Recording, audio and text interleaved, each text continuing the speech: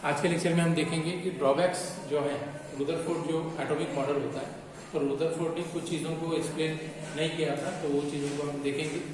ठीक है, छोटा सा पॉइंट है, उसके बाद फिर हम आगे कंटिन्यू करेंगे। ठीक है, तो आपको मैंने जैसे पहले बताया है कि 4.5 और 4.6 जो पॉइंट्स हैं इसको ड्रॉप किया गया है सिलेबस से, तो वो पॉइंट्स को हमें देखना नहीं है। ठीक है, चलिए तो आज का नेक्स्ट पॉइंट स्टार्ट करते हैं हम लोग। Drawbacks of Rutherford atomic model, ये देखना है। ठीक है, अब रुदरफोर्ड का एटॉमिक मॉडल के अंदर रुदरफोर्ड ने क्या कहा था कि कोई भी इलेक्ट्रॉन है ना, जब रिवॉल्व करता है, कोई भी इलेक्ट्रॉन जब रिवॉल्व करता है अराउंड न्यूक्लियस, घूमता है ना, तो न्यूक्लियस के आसपास घूमते रहता है, स्फेरिकल मतलब ऑर्बिट में घूमता है या शेल में घूमते रहता है। ठीक है, तो ये तो बात करेक्ट है, लेकिन रुदरफोर्ड ने ये नहीं बताया कि जब भी कोई इलेक्ट्रॉन्स न्यूक्लियस के अराउंड में क्या करते हैं, रिवॉल्व करते हैं, तो रिवॉल्व करते वक्त में नंबर ऑफ इलेक्ट्रॉन्स जिस ऑर्बिट में वो रिवॉल्व कर रहा है, तो नंबर ऑफ इलेक्ट्रॉन उस ऑर्बिट में कितने रहेंगे, मतलब मैक्सिमम कितने हो सकते हैं। मतलब जैसे हमने कहा था कि यस में कितनी कैपेसिटी होती है, number of electron holding capacity maximum 2 होती है, बराबर। और पी में हमने देखा कि number of electron holding capacity maximum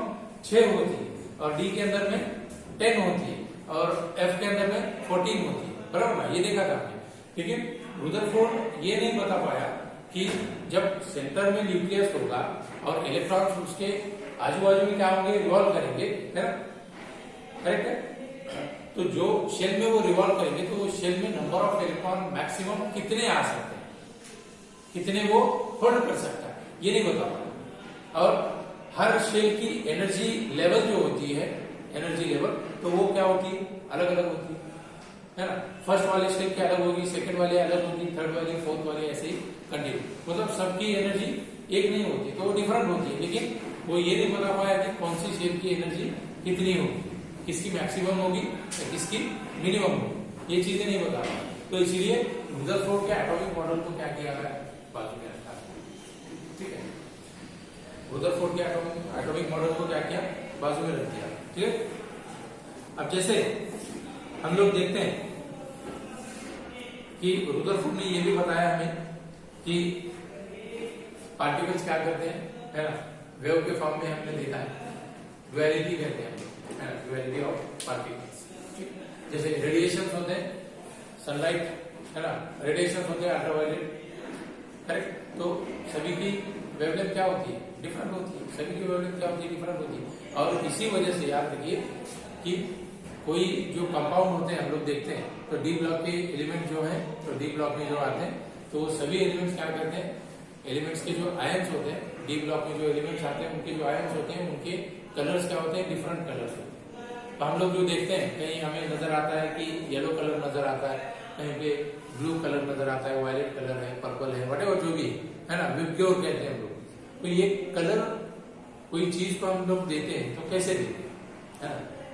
मान लो कि किसी के, है ना, कोई किसी ने रेड कलर वाली शर्ट पहनी है ना, तो अब रेड कलर वाली अगर से शर्ट है तो उसको कलर अलग आएगा, तो वो कैसे होगा, ये डिपेंड करता है किसके ऊपर में, जो इलेक्ट्रॉन्स प्रेजेंट होते हैं, जो अनपेयर्ड इलेक्ट्रॉन्स होते हैं, तो वो अनपेयर्ड इलेक्ट्रॉन्स क्या करते हैं, अलग अलग फ्रीक्वेंसी वाली लाइट क्या करते हैं, एब्सॉर्ब करते हैं, जो सूरज से निकलती है, तो वो एब्सॉर्ब करेंगे, तो जो कलर की फ्रीक्वेंसी को एब्सॉर्ब करेंगे वही कलर उस कंपाउंड को आएगा। ये हम लोग देखेंगे 12th स्टैंडर्ड कैसे होता है।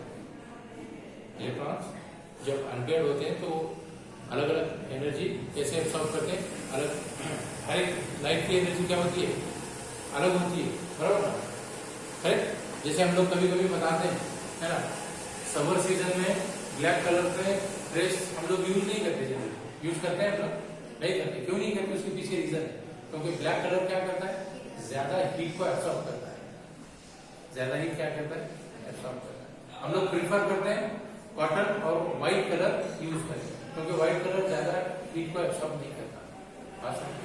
तो ये सारी चीजें जो होती है हम लोग आगे देखेंगे। तो यहाँ पे भी जो पार्टिकल्स होते हैं, है ना, वेव पार्टिकल, तो वो क्या करते हैं, इलेक्ट्रोमैग्नेटिक रेडिएशन जो होते हैं, इलेक्ट्रोमैग्नेटिक वो चीजों के ऊपर भी डिपेंड करते हैं। मतलब ये सारी चीजें चलती हैं इलेक्ट्रॉन के बेस पे और प्रोटॉन के बेस पे और जो न्यूट्रॉन्स होते हैं उसके बेस पे। बात समझ में आ रही है? ठीक। अब इसके अंदर में कुछ चीजें हम लोग जैसे 8th और 9th और 10th स्टैंडर्ड में हमने देखा होगा या नहीं देखा होगा, वट जो भी होगा, तो इसके अंदर में हमें एक चीज हमें पता होनी चाहिए कि इलेक्ट्रोमैग्नेटिक जो वेव्स होते हैं बच्चों, तो उसके अंदर में हम लोग अलग अलग चीजें यूज करते हैं इलेक्ट्रोमैग्नेटिक वेव्स या wave particle duality of electromagnetic radiations में। तो वो क्या होता है कि जैसे हम ये कंसेप्ट देखते हैं, वेवलेंथ होती है, देखते हैं ना हम लोग क्या देखते हैं, वेवलेंथ देखते हैं, वेव नंबर देखते हैं, फ्रीक्वेंसी देखते हैं, है ना, एम्पलीट्यूड देखते हैं, जैसे आपने फिजिक्स में देखा भी होगा, बराबर ना। या तो जब भी कोई वेव्स होते हैं, पार्टिकल अगर चाहिए वेव के फॉर्म में अगर चाहिए ट्रांसफर होंगे, जैसे मान लो कि ये स्टार्टिंग पॉइंट है पार्टिकल का, यहाँ से वो स्टार्ट कर रहा है मान लो, ठीक, तो ये क्या करेगा, ऐसे कुछ घूमता रहेगा वेव्स के फॉर्म में, है ना, करेक्ट। अगर से मान लो स्टेडी वाटर है, एकदम स्टेडी, मतलब कैसे थोड़ी भी हलचल नहीं है, और उसके अंदर में हम लोगों ने क्या किया कि ऐसे उठाया और धड़ाम से कुछ फेंक दिया, क्या होगा, वेव्स फॉर्म होते पता ही नहीं, मतलब वहां पे क्रस्ट और ट्रफ्स फॉर्म, क्रस्ट और ट्रफ्स फॉर्म होते हैं, ये ऊपर जाएगा नीचे आएगा, करेक्ट है, ठीक। तो यहाँ पे क्रस्ट और ट्रफ्स जो होते हैं, तो जो ऊपर वाला पार्ट है, जैसे मान लो यहाँ से मैं ये एक लाइन पास कर रहा हूँ, जैसे स्ट्रेट लाइन है ना, they travels in a straight line in the form of waves, है ना, ये भी एक वेव्स ही है ना, स्ट्रेट लाइन में पास हो रही है, जैसे ये हमने बताया, है ना। तो ये होगा क्रेस्ट, क्या होगा ये अपर पार्ट, है ना, जो पॉजिटिव में आएगा वो क्रेस्ट रहेगा, मतलब जैसे मान लो इसको निगेटिव है, ये पॉजिटिव साइन है, तो ये जो ऊपर आएंगे वो क्या रहेंगे, क्रेस्ट रहेंगे, और नीचे रहेंगे तो ट्रफ्स रहेंगे, बराबर, समझ में आ रही, क्रेस्ट और ट्रफ्स, ऐसे मैं इसको ऐसे लिख देता हूँ, ये क्रेस्ट है, ठीक है, और मान लो कि ये क्या है, ट्रफ है, ठीक है, ये नीचे वाला क्या है, ट्रफ। अब याद रखिए कि वेवलेंथ किसको बोलेंगे, it is wavelength, wavelength is nothing but it is the distance between, हाँ बेटा इधर देखना, it is nothing but, wavelength किसको बोलेंगे, it is nothing but the distance between a crust and a trough, ये दोनों के बीच में जो होता है ना, यहां से मैं मान लो कि स्टार्ट कर रहा हूं, यहाँ पे एंड कर रहा हूं मान लो, है ना, क्योंकि उसके अंदर में क्या हो गया, एक क्रस्ट भी आया और एक ट्रफ भी आ रहा है ना, तो ये जो डिस्टेंस होगा, है ना, यहाँ से यहाँ तक वाला ये वाला एक क्रस्ट और ट्रफ के बीच में, उसको क्या बोलेंगे हम लोग, वेवलेंथ बोलेंगे, क्या बोलेंगे उसको, बात समझ में आए, ठीक है ना, बात समझ में, वेवलेंथ होगा, और ये क्रस्ट होगा, ये नीचे क्या होगा, ट्रफ होगा, ठीक है। ट्रफ को हम लिखेंगे TROUGH, ठीक है, यहाँ पे लिखो TROUGH, क्रस्ट और ये डिस्टेंस रहेगा, इसको बोलेंगे हम लोग क्या रहेगा, वेवलेंथ, क्या रहेगा वो, वेवलेंथ, समझ में आए, ठीक, ये हो गया ना वेवलेंथ की बात में। वेवलेंथ को हम डिनोट कैसे करते हैं, लैम्डा, कैसे डिनोट करेंगे उसको, ठीक है, वेवलेंथ को लैम्डा से डिनोट करेंगे, ओके। अब ऐसा यूनिट क्या यूज करेंगे वेवलेंथ के लिए, बताइए, आपको आना चाहिए, हाँ, कौन बताएगा, ऐसा यूनिट फॉर वेवलेंथ मीटर में यूज किया जाता है, क्या यूज किया जाता है, the SI unit for the measurement of wavelength is metre, क्या यूज करेंगे, मीटर, ओके, ठीक, ठीक। The distance between क्या बोलेंगे wavelength, the distance between two consecutive crest and two consecutive troughs is called wavelength, and it is denoted by symbol lambda, and the SI unit for wavelength is, याद रहेगा, ठीक है। चलो next देखेंगे हम लोग, अभी वेवलेंथ हो गया, फ्रीक्वेंसी देखेंगे, क्या देखेंगे, फ्रीक्वेंसी, अब फ्रीक्वेंसी को हम लोग आगे से देखें, तो फ्रीक्वेंसी क्या होती है कि कोई पॉइंट से गिवन नंबर ऑफ टाइम में कोई पॉइंट से कितने वेव्स ट्रांसफर होते हैं, उसको बोलेंगे फ्रीक्वेंसी। गिवन पॉइंट में गिवन टाइम में कितने नंबर ऑफ वेव्स फॉर्म होते हैं, है ना, उसको बोलेंगे फ्रीक्वेंसी, ठीक। तो उसको क्या बोल सकते हैं, the number of waves that pass in a given time और अ टाइम ऑफ 1 सेकेंड। मान लो कि 1 सेकेंड में 10 हो रहे हैं, 5 हो रहे हैं, व्हाटएवर जो भी है, तो वो क्या रहेगी? फ्रीक्वेंसी बोलेंगे। क्या बोलेंगे? फ्रीक्वेंसी, है ना? क्या बोलेंगे उसको? फ्रीक्वेंसी।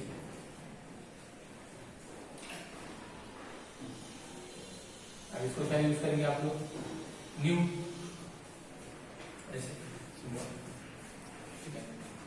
अब इसका ऐसा यूनिट क्या यूज करेंगे बताओ? The SI unit of frequency is hertz. क्या यूज करेंगे? हर्ट्ज। कभी रेडियो देखा है आपने? रेडियो है ना, हमारे दादा परदादा के पास में होता था, शायद हो सकता है अभी भी होगा, नो डाउट। उसके ऊपर में आपने देखा होगा रीडिंग आती है ऊपर साइड में, हम लोग जिसको मैच करते हैं, बटन, है ना, आगे पीछे करते हैं, अंदर एक नीडल आती है, उसको ऐसे आगे पीछे करते हैं। तो आपने वो स्केल देखी है कभी? उसके ऊपर में लिखा हुआ होता है ये चीज है, क्या बताता है? फ्रीक्वेंसी मैच करते हैं। कभी आवाज क्लियर नहीं आती है तो हम लोग क्या करते हैं? बराबर वो फ्रीक्वेंसी मैच करते हैं, है ना। तो फ्रीक्वेंसी कैसे यूज करेंगे आप लोग? इसमें यूज करेंगे, हर्ट्ज में यूज करेंगे, ठीक है। इसमें यूज करेंगे, इसको लिखते हैं जैसा इसमें यूज करेंगे, फ्रीक्वेंसी मेजर करेंगे हर्ट्ज में, ठीक है ना। और ये क्या रहेगा? न्यू। क्या रहेगा? न्यू, NU, न्यू, ठीक। आगे, ओके। अब देखना है एम्पलीट्यूड। और कौन सा देखना है? अब एम्पलीट्यूड एक सिंपल केस है। जैसे मान लो कि स्टार्टिंग पॉइंट ये मान लो यहां से, है ना, ये क्रेस्ट है ना, तो ये जो हाइट होगी कौन सी? ये वाली height of crest from starting point, है ना, ये जो हाइट होगी ना, ये वाली, ये देख रहे हैं, ये यहां से यहां, इसको क्या बोलेंगे? एम्पलीट्यूड। क्या बोलेंगे इसको? ठीक है, क्या बोलेंगे उसको? एम्पलीट्यूड। और इसको सिंबल कैसे यूज करेंगे? बोलो, क्या यूज करेंगे इसको? क्या यूज करते हैं? Simple A, capital A use करेंगे। क्या यूज करेंगे? कैपिटल ए यूज करेंगे, ठीक है।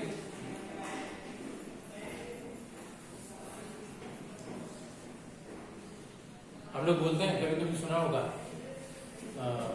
MRI करते हैं, है ना, या एक्सरे निकालते हैं, है ना, कभी सोनोग्राफी करते हैं, तो वहां पे भी हम लोग क्या करते हैं? अलग अलग फ्रीक्वेंसी के रेडिएशन क्या करते हैं? पास आउट करते हैं।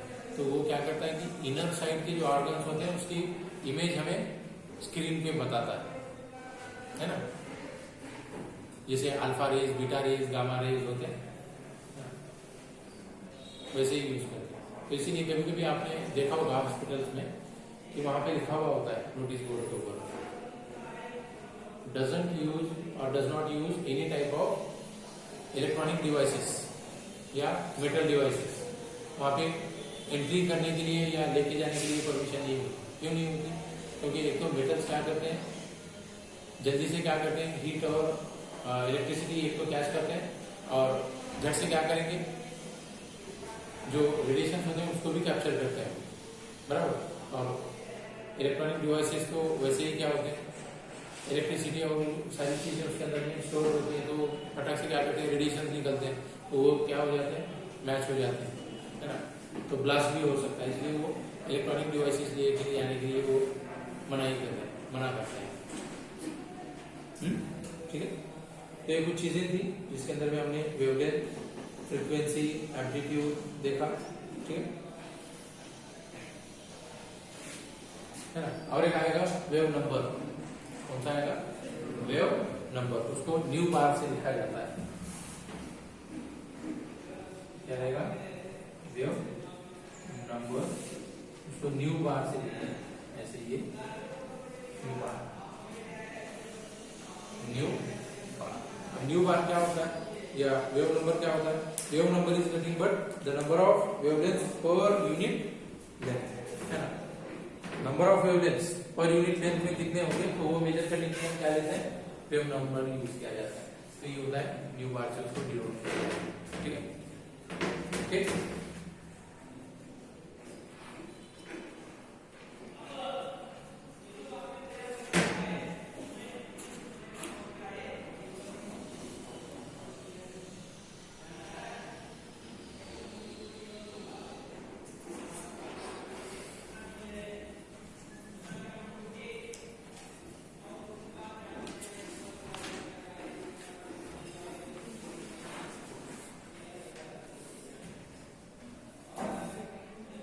प्लैंक्स कांस्टेंट पता है आपको? किसको किसको पता है प्लैंक्स कांस्टेंट? किसको कहा जाता है प्लैंक्स कांस्टेंट? कैसे डिनोट करते हैं? क्वांटम में यूज किया जाता है, इसको यूज करते हैं एच, क्या यूज किया जाता है? एच। उसको और एक फार्मूला, ये फार्मूला कहीं देखा है? कहीं देखा होगा, E is equal to H mu, कहीं देखा नहीं? कहीं पे ये देखा होगा, E is equal to L C square, ये भी नहीं देखा। ये तो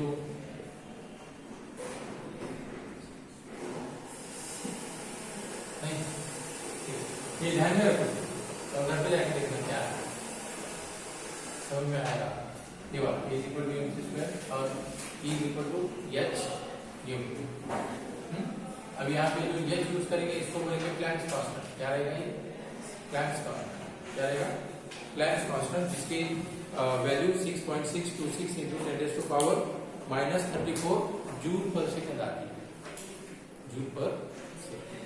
ठीक है, चलो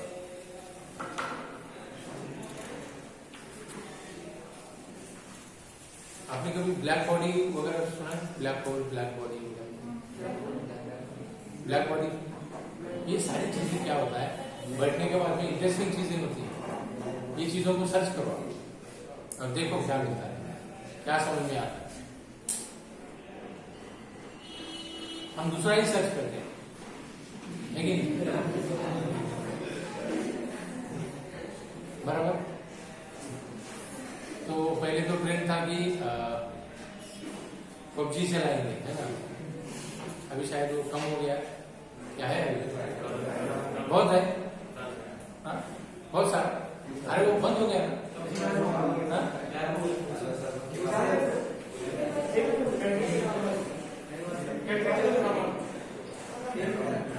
जाने दो, लेना देना नहीं है अभी।